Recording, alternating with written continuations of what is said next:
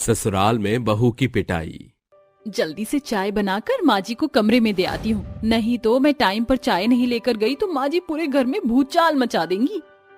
रेवा चाय का प्याला लेकर अपनी सास अंगूरी के कमरे में जाती है। अंगूरी जैसे ही रेवा के हाथों से चाय का कप लेकर चाय पीती है, वह अपने मुंह से चाय थूक देती है।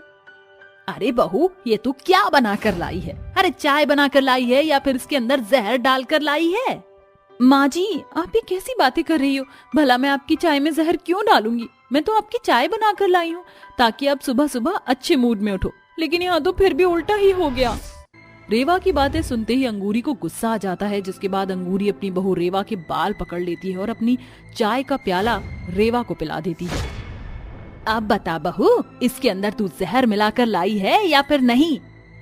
चाय का स्वाद बिल्कुल नमकीन की तरह होता है, जिसके चलते रेवा को ये समझने में देरी नहीं लगती कि उसने चीनी की जगह गलती से चाय में नमक डाल दिया।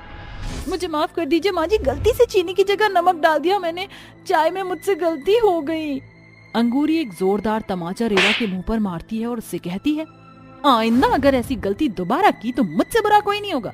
अब ये चाय का कप लेकर यहाँ से दफा हो जा और मेरे लिए दूसरी चाय बना कर ला। बेचारी रेवा रोते हुए कप लेकर रसोई में पहुंच जाती है और अपनी माँ को याद करते हुए अंगूरी के लिए दूसरी चाय चढ़ा देती है। काश आज मेरी माँ जिंदा होती तो मुझे ऐसे दिन ना देखने पड़ते। मेरे पिता ने सौतेली माँ के साथ मिलकर मेरी शादी ऐसे घर में करवा दी जहाँ सब लोग मुझे मारते पीटते ही रहते। काश मैं यहाँ से भाग पाती। रेवा अपनी स्वर्गीय माँ को याद करके रोने लगती है और रोते हुए चाय बना लेती है, जिसके बाद रेवा अपने आंसू पोंछती है और चाय का प्याला लेकर अंगूरी को देने जाती है। अंगूरी को चाय देने के बाद उसे उसके पति विक्रम के चिल्लाने की आवाज आती है। अरे रेवा, कहाँ हो तुम? जल्दी से यहाँ पर आओ, नहीं तो तुम्हारा भूत उतार दूंगा मैं।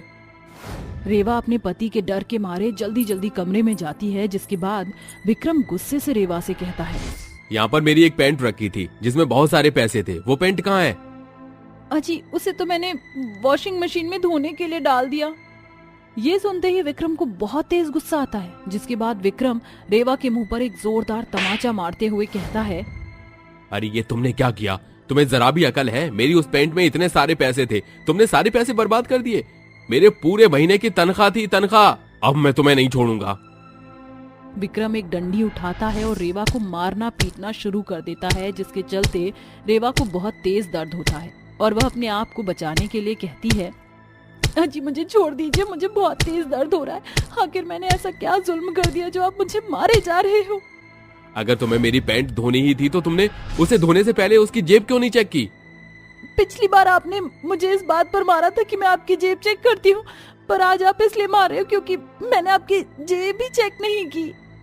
तुम्हें घर के कोई भी काम सही से करने नहीं आते, ऊपर से इतनी लंबी जुबान चलाती हो। तुम्हें तो जितना मारा जाए उतना कम। अब तुम्हारे ऊपर अपना सारा टाइम खराब कर दूंगा तो मैं ऑफिस कब जाऊंगा? और कान खोल कर सुन लो, जितने भी पैसे तुमने वॉशिंग मशीन में डालकर खराब किए हैं, उन्हें एक एक नोट को अच्छे से सुखा देना। अगर मेरा 1 रुपया भी बर्बाद हुआ तो मैं रात को आकर तुम्हारा भूत उतार दूंगा।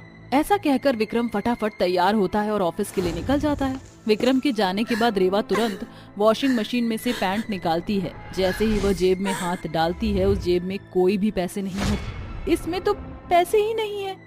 तभी वहाँ पर अंगूरी आ जाती है। अरे मुझे तो पता ही था, कल मुंह ही करम जली, तू कपड़े धोने के चलते कपड़ों के अंदर से पैसे चुराती है। वो तो शुक्र है कि मैंने समय से अपने बेटे की जेब से इतने सारे पैसे निकाल लिए, नहीं तो तू इन्हें भी चोरी कर लेती। अंगूरी जली कटी बातें सुनाकर वहाँ से चली जाती है, जिसके बाद बेचारी रेवा फूट फूट कर रोने लगती है। आखिर मेरा क्या कसूर था? विक्रम जी ने मुझे इतनी बुरी तरह मारा, लेकिन मेरे रोने और चिल्लाने की आवाज सुनने के बाद भी मेरी सास मुझे देखने तक नहीं आई। अगर ससुराल ऐसा होता है तो मैं यहाँ नहीं रहना चाहती, मैं यहाँ से मौका देखते ही भाग जाऊंगी। रेवा बहुत परेशान हो चुकी थी, उसे कुछ समझ नहीं आ रहा था। वह रात को सबको खाना खिलाने के बाद अपने कमरे में सोने के लिए चली जाती है। जैसे ही आधी रात के समय सभी लोग अपने कमरों में आराम से सो रहे होते हैं, तभी रेवा मौका देखते ही घर से भाग जाती है। हे भगवान, कितनी ज्यादा अंधेरी रात है, चारों तरफ अंधेरा ही अंधेरा है। भगवान मुझे रास्ता दिखाओ। रेवा को रास्ते में एक बूढ़ी औरत मिलती है। अरे बिटिया, इतनी परेशान क्यों हो और कहाँ जा रही हो? उस बूढ़ी औरत के पूछते ही रेवा रोने लगती है, जिसके बाद वह रोते हुए अपनी पूरी कहानी उस बूढ़ी औरत को बताती है। चिंता करने की कोई बात नहीं है बिटिया, हम तुम्हारे साथ हैं और तुम्हारी हर परिस्थिति में तुम्हारा साथ देंगे। तुम हमारी बेटी जैसी हो। बूढ़ी औरत रेवा को अपने घर ले जाती है। उस दिन के बाद से रेवा उस बूढ़ी औरत के साथ रहने लगती है और उसकी सेवा पानी भी करती है। वहीं दूसरी तरफ रेवा के ससुराल वाले जितना उसे टॉर्चर किया करते थे, आज उतना ही परेशान होते हैं। अरे बेटा, बहुत हुआ, मुझसे और काम नहीं होता। एक काम कर, एक नौकरानी ढूंढ ले, कम से कम वो घर के काम तो कर लेगी। माँ, आप ये कैसी बातें कर रही हो? नौकरानी को देने के लिए हमारे पास इतने पैसे कहाँ हैं? अगर ऐसी बात है तो तू मेरी बहू को वापस ले आ। अरे वो हमारा कितना ख्याल रखती थी, लेकिन हमने उसके ऊपर कितने अत्याचार किए और उसे कितना मारा पीटा। आप सही कहती हो माँ, आज मुझे अपनी गलती का एहसास होता है। मैं बेवजह ही रेवा को बहुत मारा पीटा करता था, लेकिन वो शादी के पहले दिन से ही घर की सभी जिम्मेदारियों को अच्छे से समझकर चल रही थी। विक्रम और अंगूरी दोनों को ही अपनी गलती का एहसास होता है, जिसके बाद वह दोनों रेवा को ढूंढते हुए उस बूढ़ी औरत के घर पहुंच जाते हैं। जिसके बाद विक्रम और अंगूरी दोनों रेवा से माफी मांगते हैं। बहू, मुझे माफ कर दे, मैंने तेरे ऊपर बहुत अत्याचार किए। आज जाकर मुझे अपनी गलती का एहसास हुआ है। बहू चल, घर चल, वो घर तेरे बिना सूना है। एक पति होने का कोई फर्ज नहीं निभाया। मैं तो माफी मांगने के लायक भी नहीं हूँ, लेकिन हो सके तो मुझे माफ कर देना। आप दोनों को अपनी गलती का एहसास है, मेरे लिए इतना ही काफी है। ऐसा कहकर रेवा बूढ़ी औरत के पास जाती है और उससे कहती है, मेरे बुरे वक्त में आपने मेरा साथ दिया, मैं इस बात का कभी एहसान चुका नहीं पाऊंगी। आपके पास जब तक रही आपने मुझे एक माँ की तरह प्यार दिया। मेरी माँ तो बचपन में ही चल बसी थी, लेकिन आज ऐसा लगता है जैसे मुझे मेरी माँ मिल गई हो।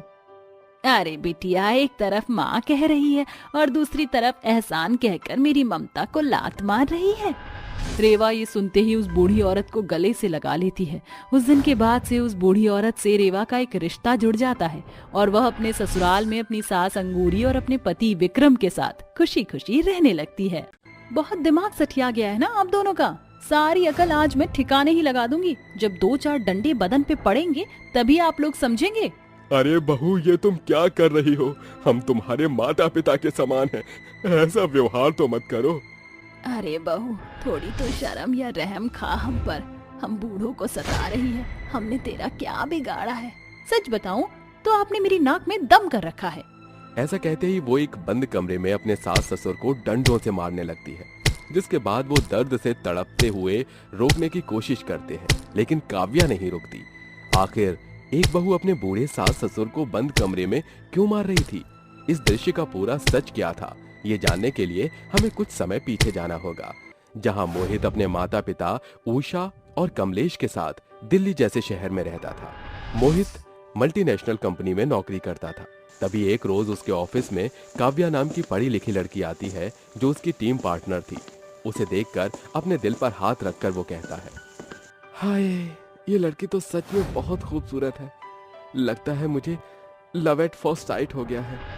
दिल दिया गल्ला करांगे नाल नाल बेके, अख नालक तू मिला के, दिल दिया गल्ला। तभी मोहित काव्या से बातचीत कर उससे शादी कर लेता है। ऐसे ही 2 दिन बाद सास उषा अपनी बहू काव्या से कहती है, काव्या बहू, आज तूने कुछ चाय नाश्ता नहीं बनाया। मैंने कहा था ना तुझे तीसरे दिन से तू बनाएगी। मैं क्यों बनाऊं? आपकी बात कोई पत्थर की लकीर है जिसे मैं मान लूं? मेरी अभी अभी शादी हुई है और आप मुझे घर के काम में उलझा रही हैं। ये नहीं कि अपने बेटे के साथ थोड़ा वक्त बिताने दो। वो काम ही करता रहता ऑफिस में, हम साथ ही नहीं रह पाते थे। बहू, तो कौन सा मैंने तुम दोनों को अलग कर दिया? सुबह का नाश्ता नहीं बनाएगी? देखिए माँ जी, मैं नौकरानी की तरह खाना बनाने या झाड़ू बर्तन साफ करने नहीं आई हूँ। बहू, भला मैंने तुझे ऐसा भी क्या कह दिया? आखिर शादी के बाद ये घरेलू काम तो हर बहू करती है। आप ऐसे नहीं मानेंगी, मुझे मोहित को ही बुलाना होगा। मोहित, मोहित, जल्दी आइए। देखिए ना माँ जी मुझसे किस तरीके से बात कर रही हैं। तभी चीख चीख कर काव्या मोहित को बुला लेती है, जिसकी आवाज सुनकर ससुर कमलेश भी आ जाता है। अरे क्या हुआ बहू? क्या हुआ काव्या? तुम सुबह सुबह रो क्यों रही हो? देखिए ना, मैंने माँ जी को बोला है कि मैं आपके साथ घूमने जाऊंगी, फिर भी कह रही है कि नहीं तू कहीं नहीं जाएगी। घर का काम कौन करेगा? घरेलू काम होते हैं, काम कर काम कर। मैंने बोला ना माँ जी आज मैं काम नहीं कर सकती। अरे नहीं नहीं बहू, तू झूठ क्यों बोल रही है? मैंने कहा बस नाश्ता बना दे। माँ, उसे कहना बंद करो। आगे से उस पर दबाव डालने की कोशिश मत कीजिएगा, मुझे नहीं पसंद। अब हम जा रहे हैं, चलो काव्या। और रही बात काम की तो बाद में वही करेगी, कुछ दिन आप कर लीजिए। इस तरह दोनों सुबह सुबह बाहर घूमने चले जाते हैं। तो वहीं उषा खाना बनाकर रमेश को खिलाती है। शाम को रमेश उषा को ढूंढता हुआ रसोई में आकर कहता है, अरे उषा, तुम खाना क्यों बना रही हो? तुमने और मैंने तो खा ही लिया है। अजी दोनों बच्चे भूखे आएंगे तो उनके लिए ही खाना बना रही हूँ मैं। अच्छा, अब आराम कर लो। तुम सुबह से काम कर रही हो, सफाई भी तुम ही ने करी है। बहू के आने का तो कोई सहारा ही नहीं रहा। आखिर तुम कब तक ऐसे काम करती रहोगी? कोई बात नहीं जी, आराम तो सोकर भी कर लूंगी। देर रात दोनों घर वापस लौटते हैं, जहां दरवाजे पर दोनों की नजरें टिकी थी। तभी सामने देखकर मोहित कहता है, अरे आप दोनों यहाँ क्यों बैठे हैं? सोई क्यों नहीं अभी तक? हम बाहर रह रहे थे ना मोहित, तो इन दोनों को चैन नहीं आ रहा होगा, इसलिए नजरें गड़ाकर बैठे हैं कि कब आते ही हमें सुनाए। नहीं नहीं बहू, हम सो गए तो तुम दोनों के लिए दरवाजा कौन खोलता, इसलिए जगे हुए थे। देख रहे हो मोहित, ये तो हमें नालायक समझते हैं। अरे जब हमें पता है हम लेट हो जाएंगे और दूसरी चाबी से घर में आ सकते हैं, फिर भी नजरें गड़ाए हुए हैं। लेकिन नहीं, ये तो यही जताना चाहते हैं कि हम दोनों इन्हें कितना परेशान करते हैं। माँ, पिताजी, अब हम घूम भी नहीं सकते हैं क्या? अरे हद हो गई। चलो काव्या, हम सो जाते हैं, वैसे भी मुझे कल जल्दी ऑफिस जाना है। इस तरह दोनों सोने चले जाते हैं। वहीं परेशान होकर बूढ़े दंपत्ति कहते हैं, अजी मेरे बेटे को पता नहीं क्या हो गया है, जब से बहू आई है बदल गया है। सिर्फ उसकी बात सुनता है और हमें गलत समझता है। अरे तुम बिल्कुल ठीक कहती हो, न जाने आगे क्या क्या होने वाला है। आज तक हमारा बच्चा कभी हम पर ऐसे नहीं चिल्लाया। सुबह जल्दी तैयार होकर मोहित ऑफिस चला जाता है। वहीं आंखें बड़ी बड़ी करके झाड़ू और पोछा अपने सास ससुर को थमाकर काव्या कहती है, ओ मेरे पिया की बूढ़ी माँ बाप, बहुत आराम फरमा लिया, अब चलो काम करो। माँ जी झाड़ू लगाइए और ससुर जी आप घर को चमका दीजिए दोनों मिलकर। बहू तूने मुझसे कहा, समझ आता है अपने ससुर जी से भी ऐसे बात कर रही है। लाज और शर्म भूल कर आई है क्या? आपकी हिम्मत कैसे हुई मुझे ऐसा बोलने की? और मेरी लाज शर्म तो टमाटर लेने गए। अगर मेरे खिलाफ आपने मोहित से कुछ भी कहा तो अंजाम बहुत बुरा होगा। जल्दी जल्दी सफाई कीजिए। तभी दोनों बहू की बातों से डरकर घर का काम करने लगते हैं।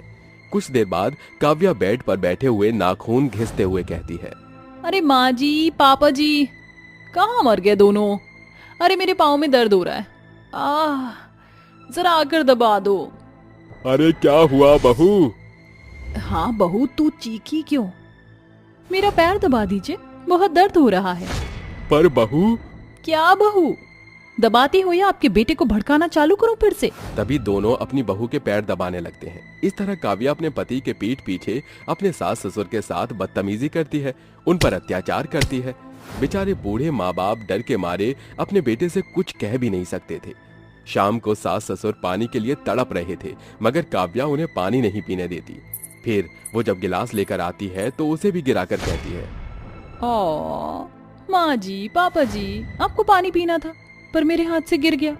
मैं नौकरानी थोड़ी हूँ, जाकर खुद पी लीजिए। और हाँ, आपका बेटा आ रहा है तो दोनों मुंह बंद करके अपने कमरे में चले जाइए। ठीक है बहू। इस तरह से दोनों अपने कमरे में चले जाते हैं। तभी मोहित आकर कहता है, अरे क्या बात है माँ, पिताजी जल्दी सो जाते हैं? हाँ, मुझे बिल्कुल भी नहीं दिखाई देते और सुबह भी मैं ऐसे ही चला जाता हूँ उनके उठने से पहले। तो क्या हुआ, मुझे देख लिया करो, उन्हें तो हमेशा ही देखते आए हो। चलो खाना खा लो। तभी दोनों खाना खाने आते हैं, पर काव्या उन्हें खाना नहीं देती है। भूख से व्याकुल होकर रमेश, उषा आधी रात में भूखे भेड़िए की तरह खाना खा रहे थे। ऐसा खाते हुए देख मोहित उनसे वजह पूछता है तो दोनों उन्हें सब कुछ काव्या के बारे में बताते हैं, जिस बात पर विश्वास न करके मोहित सोने चला जाता है। अगले दिन मोहित के घर से जाने के बाद हमेशा की तरह काव्या उनसे काम करवाती है और वॉश टूट जाने पर वो दोनों बूढ़े दंपत्ति को डंडे से मारने लगती हैं। कुछ भूल जाने पर मोहित वापस घर आता है तो काव्या को अपने माँ बाप पर अत्याचार करता हुआ खिड़की से देख चिल्ला उठता है। काव्या, तुम्हारी हिम्मत कैसे हुई मेरे माता पिता को मारने की? इसका मतलब मम्मी पापा सही कह रहे थे, तुम उन्हें मारती हो, उन पर अत्याचार करती हो। दरवाजा खोलो काव्या। अच्छा हुआ बेटा तू आ गया, वरना ये तो हमारी जान ले लेती आज। मोहित बेटा, बचा ले हमें, बहू बहुत मारती है। मोहित, तुम वापस कैसे आ गए? अच्छा हुआ जो मैं आ गया और अपनी आंखों से तुम्हारी काली करतूत देख ली। तुमने मेरे माँ बाप के साथ बहुत बुरा किया है, अब मैं तुम्हारे साथ नहीं रहना चाहता।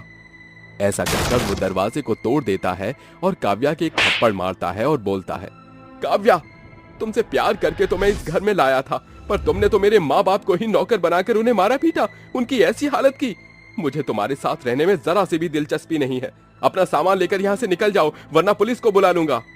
माँ, पिताजी, मुझे माफ कर दीजिए। ऐसा मत कीजिए। लगता है तुम ऐसे नहीं मानोगी।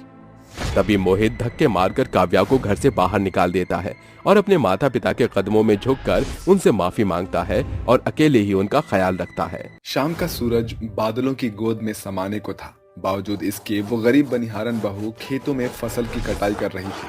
तभी एक आवाज उसके कानों में पड़ती है। अरे ओ रज्जो की बहू, घर नहीं चलना क्या? एक भोर से भूखे प्यासे खेत में खटनी कर रही है। देख, अंधेरा होने को है। बस मंदा मौसी आई। अरे जल्दी कर रज्जो की बहुरिया। हर्षु बोल गया है कि मेहनताना खेत के मालिक के द्वार पर ही मिलेगा। गरिमा खेत का काम निपटा कर पैसे लेने निकल पड़ती है। ये ले गरिमा, तेरी दिन भर की दिहाड़ी। जगनलाल काका, आपने मुझे भूल चूक से 500 रुपए दे दिए। मेरी मजदूरी तो 200 है। अरे रख ले बहू, आज तूने दोहरी मेहनत जो की है। शुक्रिया काका। पैसे लेकर वो गरीब बहू राशन पानी का हिसाब किताब करते हुए घर की ओर कदम बढ़ाते हुए बोलती है। दाल चावल खरीदने के बाद मेरे पास थोड़ा पैसा बच जाएगा, इसे बचा लूंगी। कब की घड़ी कैसी। कुछ दूर चलने के बाद उसके पांव एक पुराने घर के भीतर आकर रुकते हैं, जहाँ कुर्सी पर बूढ़ा अपाहिज ससुर बैठा था। वहीं दूसरी तरफ खटिया पर बीमार पड़ी सास जोर जोर से खांस रही थी। उसके बगल में बैठी निकिता के आंखों में आंसू ठहरे हुए थे। निकिता, क्या हुआ सासू माँ को? पता नहीं भाभी, माँ ने सुबह से एक अन्य का दाना नहीं खाया। निकी, रो मत, मैं खाना बनाकर खुद माँ जी को खिलाऊंगी, ठीक है? तुम चुप हो जाओ। गरिमा झटपट से चूल्हे पर दाल चावल बनाकर अपने ससुर को खाना परोसने ही जा रही होती है कि नशे में चूर उसका पति प्रीतम घर में घुसता है। उसके मुंह से शराब का भभका उठ रहा था, आंखें लाल पड़ी हुई थी। पीले पीले ओ मोरी रानी, पीले पीले ओ मोरे राजा, झूम बराबर झूम शराबी, झूम बराबर झूम झूम, झूम बराबर झूम शराबी, झूम बराबर झूम। आज फिर तू नशे में चूर होकर आया है, निकम्मे। अरे बेशरम, कुछ तो शर्म कर। अरे जवान बहन घर में बैठी है और तेरे रहते बहू जाकर काम कर रही है। हमें खिलाने के लिए जमींदारों के खेतों में खटती रहती है। तुझ जैसी नकारे औलाद से तो बेहतर होता कि हम बे औलाद रहते। ए बापू, खाली मेरी माथा गरम मत कर मेरा, वरना प्रीतम के हाथों तो पिट जाएगा। होश में तो हो। ये क्या तरीका है अपने पिता से बात करने का? क्यों पीते हो इतनी शराब? शराब के नशे में तुम्हें सचमुच में निकम्मा बना दिया है। ये सुनकर नशे में तमतमाया हुआ प्रीतम ताव में आकर उसे खूब मारता है। तभी उसकी नजर बिस्तर पर रखे पैसों पर घूम जाती है। हो गई मेरी बाटली का जुगाड़, शुक्रिया। नहीं, वो पैसे मत ले जाओ। चल हट साली। प्रीतम अपने पैर झड़पकर जख्मी गरिमा को दूर फेंक देता है। तभी राजी छटपटाते हुए अपनी बहू को बुलाकर कहती है, बहू, जल्दी से मेरे पास आ, मेरे पास समय नहीं है। ऐसा ना कहिए माँ जी, अपनी बहू को थोड़ा समय दीजिए, मैं सब ठीक कर दूंगी। जानती हूँ, मगर तेरी सास का समय अब पूरा हो गया है। मैं अपनी बेटी को उसकी भाभी के भरोसे पर छोड़कर जा रही हूँ। अब तुझे अपनी ननद के लिए इस माँ की जिम्मेदारी निभानी होगी। बोल बहू, तू मेरी बेटी का घर बसाएगी ना? हाँ माँ जी, ये भाभी अपनी ननद की शादी का भार उठाएगी। इसी के साथ रज्जो दुख भरी दुनिया से चली जाती है। 2 दिन बाद एक बार फिर प्रीतम घर आता है। भैया, तुम निकल जाओ इस घर से, वरना मैं भूल जाऊंगी कि तुम मेरे भाई हो। खामोश खड़ी रह नालायक, अपने बड़े भाई से ऐसे बात करते हैं? तुझे तो मैं बताता हूँ। जैसे ही प्रीतम अपनी बहन को मारने के लिए हाथ बढ़ाता है, गरिमा उसका हाथ रोककर घर से निकालते हुए कहती है, आज से इस परिवार का तुम जैसे पियक्कड़ से कोई वास्ता नहीं। ये भाभी अपनी ननद और ससुर का भार अकेले उठाएगी। उस गरीब बहू ने अपने सास को दिए वचन को अपने मन की पट्टियों पर लिख दिया था। उसके मन में सिर्फ ननद की शादी की जिम्मेदारी सवार थी। वो भोर के साथ उठकर घर में बहू का फर्ज पूरा करके सारा दिन खेतों में खून पसीना बहाकर काम करती थी।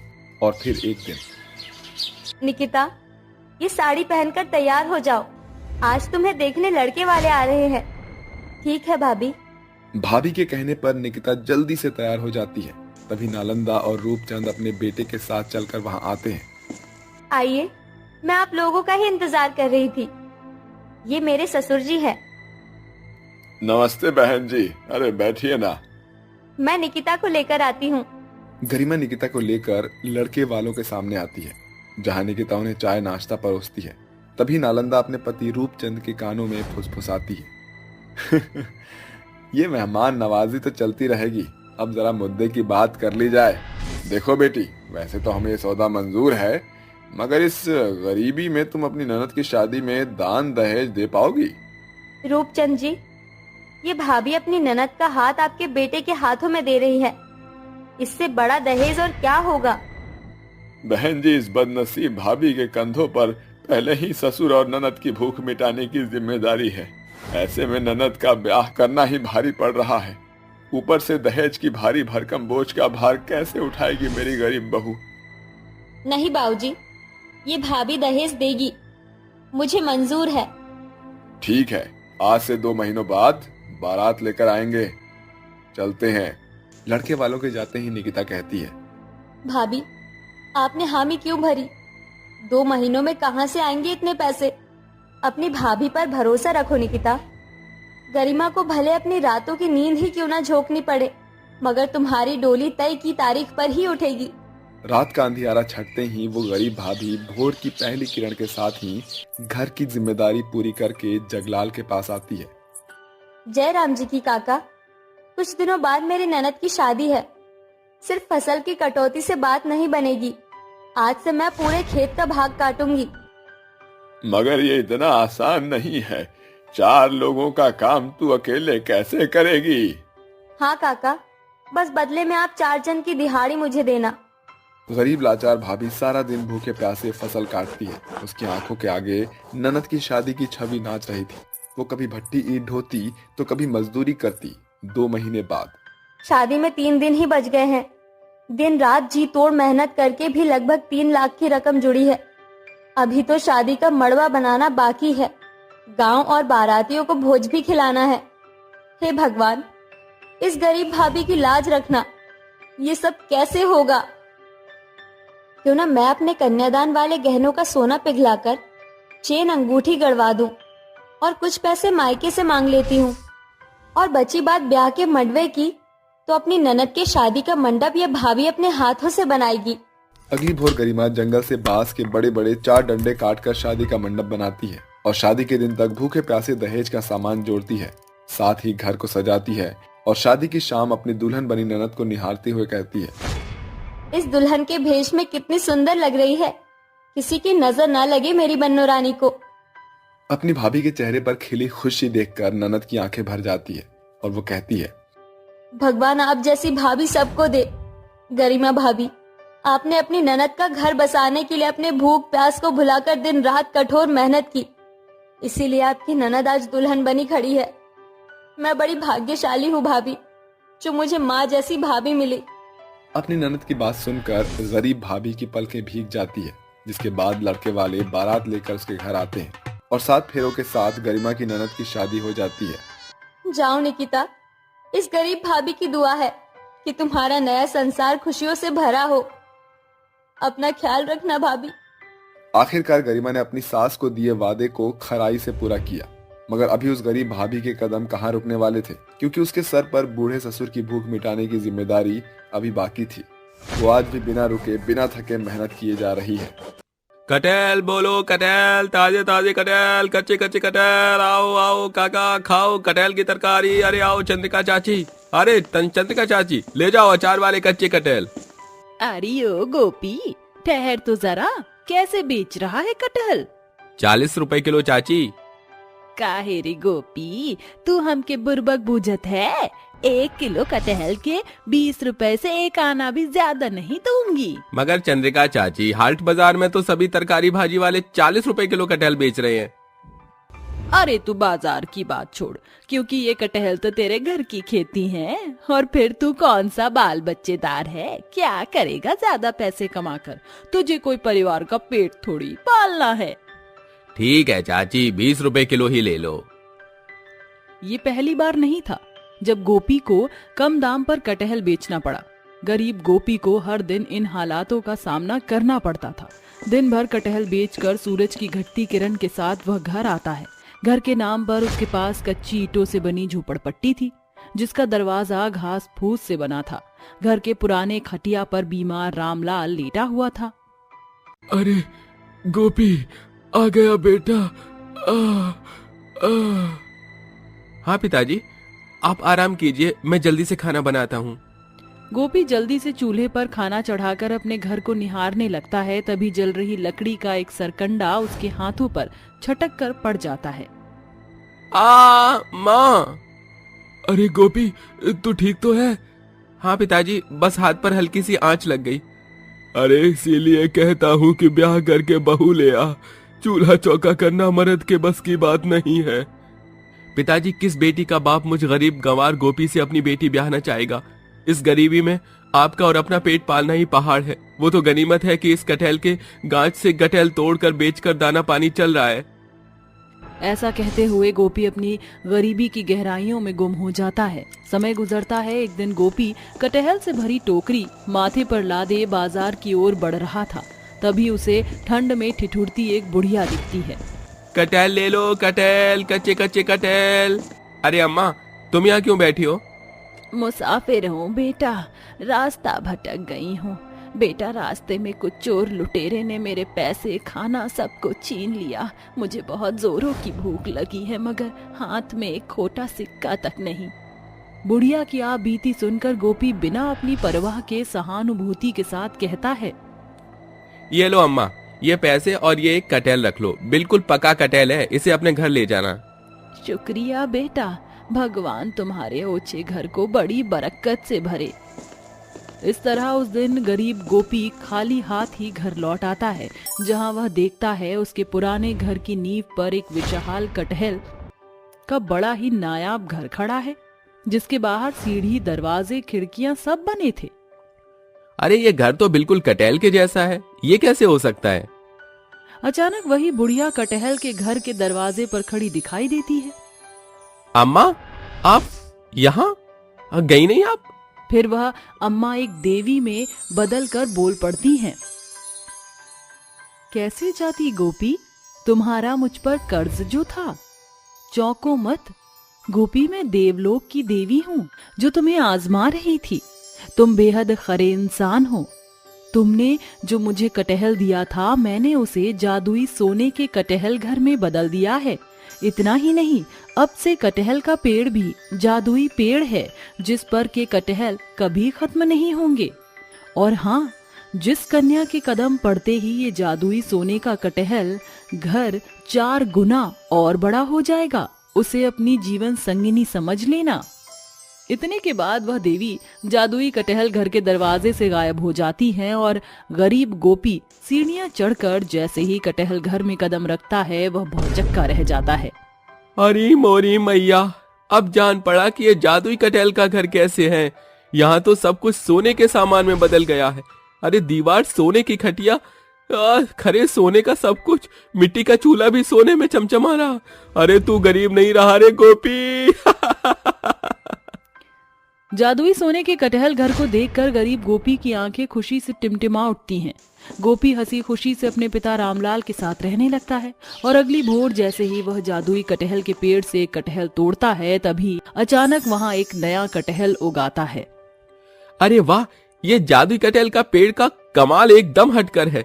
एक कटहल तोड़ते ही अगले ही सेकंड ताजा कटहल लग जाता है। फिर गोपी उन जादुई कटहल को टोकरी में भरकर बेचने बाजार निकल जाता है। अरे कटहल ले लो, कटहल, कच्चे कच्चे कटहल, मलाई कोफ्ते वाले कटहल। जैसे ही गोपी बाजार में कदम रखता है, एक भिखारी दंपति उसे घेर कर हाथ पसारते हुए कहते हैं, अरे कुछ पैसे दे दो भाई, हमने 2 दिन से कुछ नहीं खाया। मेरी बीवी के शरीर में चलने फिरने की जान भी नहीं बची। मगर तुम तो भले चंगे हो, फिर भीख क्यों मांगते फिर रहे हो?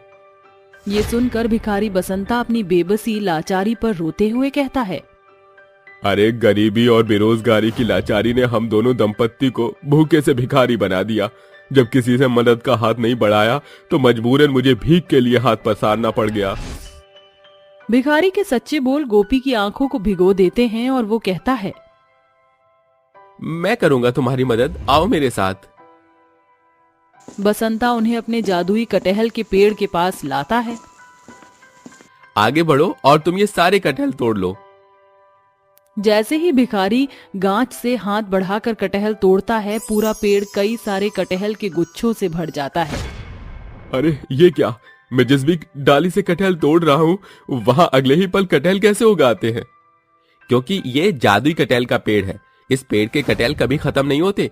बसंता, अब से तुम जब चाहो इस जादुई कटहल के पेड़ का प्रयोग कर सकते हो, ताकि तुम्हें किसी के आगे हाथ ना पसारना पड़े। अरे शुक्रिया मेरे भाई, तुमने मुझ भिखारी को इतना अदब दिया। भगवान तुम्हें और बरकतों से भरे। फिर गोपी बसंता को टोकरी भरकर बेचने के लिए कटहल और कुछ पैसे देकर विदा करता है। ऐसे ही दिन गुजरते हैं और जब भी गोपी को मौका मिलता है, वह मसलूबों की मदद को हाथ बढ़ाता है। पिताजी, मैं कटहल बेचने जा रहा हूँ। अरे बेटा, अब तो हमारे पास ये जादुई सोने के कटहल का घर है, फिर हम गरीब भी नहीं रहे, तो क्यों मेहनत मजदूरी करके अपनी हड्डियां गला रहा है? क्योंकि पिताजी, गोपी को मेहनत से भागना अच्छा नहीं लगता। अच्छा, अब मैं चलता हूँ। गोपी माथे पर कटहल से ठक्कम ठेल भरी टोकरी लादे कटहल बेचने निकल पड़ता है। कटहल, कच्चे कच्चे कटहल, मलाईदार कोफ्ते वाले कटहल, बोलो कटहल। गोपी आगे बढ़ ही रहा था कि अचानक एक भागती हुई लड़की उससे लिपट जाती है। बचाओ, बचाओ। अरे भागकर जाओगी कहाँ गोरिया? अरे ठहर जाओ, खबरदार जो इस लड़की को हाथ लगाया तो। अरे लौंडे, लाखन के बीच में मत पड़, ये कटहल की टोकरी उठाकर कल्टी कर। लाखन की हट देखकर गोपी उसे हाथापाई करके जमीन पर चित्त कर देता है और शुभी को अपने घर लाता है, जहाँ शुभी हैरत अंगेज होकर कहती है, ये कैसा घर है जो एकदम कटहल जैसा है? अंदर चलो शुभी, तुम्हें सब समझ आ जाएगा। जैसे ही शुभी जादुई सुनहरे कटहल के घर में कदम रखती है, वह कटहल का घर 4 गुना बड़ा होकर सोने में चमक उठता है, जहाँ खटिया खरे सोने के पलंग में बदलने के साथ बर्तन, चूल्हा, खिड़की, दरवाजे सोने में चमक दमक उठते हैं। मतलब शुभी ही मेरी जीवन साथी है। शुभी, क्या तुम मुझसे शादी करोगी? ये सुन शुभी की आंखों में बिखरी खुशी आंसू बनकर झिलमिलाने लगती है और वह झिझकते हुए कहती है, मगर तुम मुझ गरीब अनाथ लड़की से क्यों शादी करना चाहते हो? तुम तो इतना धनी इंसान हो और मेरे पास तो तुम्हें देने को कुछ नहीं। तुम्हारे कदम पड़ते ही मेरा जादुई सोने का कटहल घर जी उठा। ये इस बात का अनूठा संकेत है कि भगवान ने तुम्हें मुझ गरीब गोपी के लिए ही ठहराया था। जिसके बाद दोनों की शादी हो जाती है और वह खुशी खुशी अपनी शादीशुदा जिंदगी को जीने लगते हैं। आखिरकार गरीब गोपी को उसके हिस्से की खुशी नसीब हो ही जाती है। किसने सोचा था कि कल तक जो गोपी कटहल बेचकर गुजारे भर भी ना कमा पाता था, आज उसका जीवन जादुई सोने के कटहल घर में चैन सुकून से कट रहा है।